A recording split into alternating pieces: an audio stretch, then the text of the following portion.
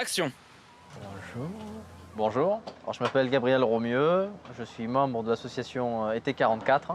Je joue le personnage d'un soldat américain dans l'un des flashbacks du personnage principal du film La légende des océans. Avez-vous déjà entendu parler de Rêvas?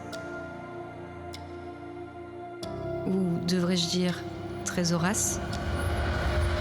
Alors c'est l'histoire d'un homme qui retraverse à travers de flashbacks toutes les époques à la recherche de la femme de sa vie, d'une vie antérieure.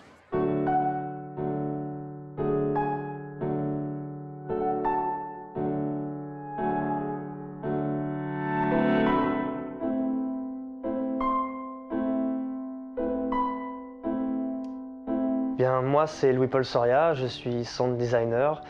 Alors actuellement, sound designer dans le jeu vidéo, mais auparavant, j'ai été dans la communication, notamment dans l'école d'ACFA Multimédia.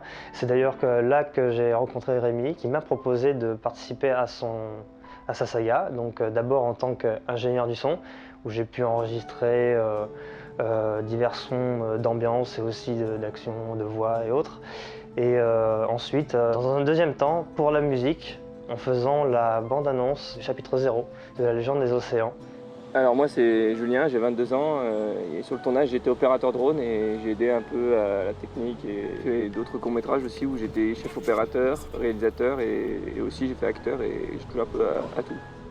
Donc moi je m'appelle Vanessa et je fais mes études en maquillage à l'école Métamorphose à Latte. Alors j'ai surtout participé en tant que maquilleuse pro, donc pour les effets spéciaux.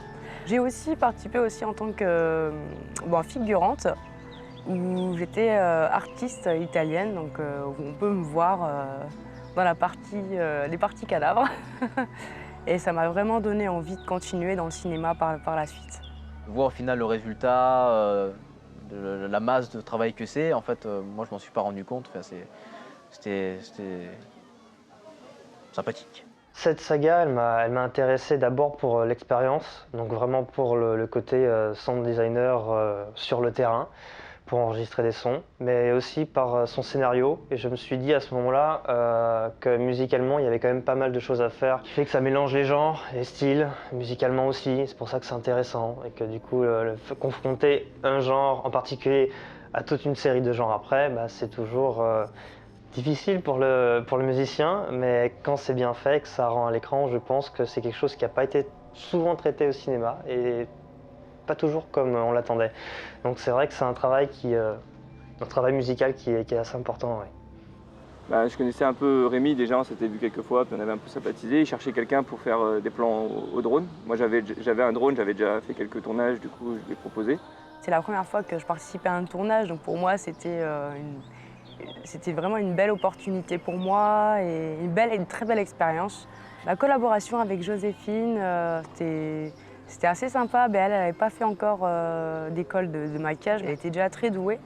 Et donc j'ai pu lui expliquer, lui montrer aussi des choses que je savais faire, que j'ai appris notamment à l'école. Et du coup, ça m'a été aussi d'une grande aide parce qu'il y avait tellement de personnes à maquiller, donc du coup ça allait beaucoup plus vite. Parce que sinon, toute seule, c'est vrai que je n'aurais pas pu tout gérer. Mais on a fait un super boulot et je suis contente d'avoir pu collaborer avec elle. Mon plan drone, quand je suis au-dessus des gens, c'était très compliqué d'arriver à suivre l'acteur et en même temps à monter exactement là où il fallait. Et après, pareil, au-dessus de la mer, j'avais de l'appréhension par rapport au vent. Et puis finalement, le drone s'est stabilisé, il n'y a rien mieux à faire, donc c'était cool. C'est très intéressant de voir le projet arriver au bout et de savoir qu'on a pu participer à ce bout-là, et que du coup, on arrive à comprendre l'intérêt de son travail dans tout le projet. Donc c'est vraiment important de se sentir fier par rapport à ça aussi. GG à tous. J'étais vraiment impressionnée et touchée par cette histoire.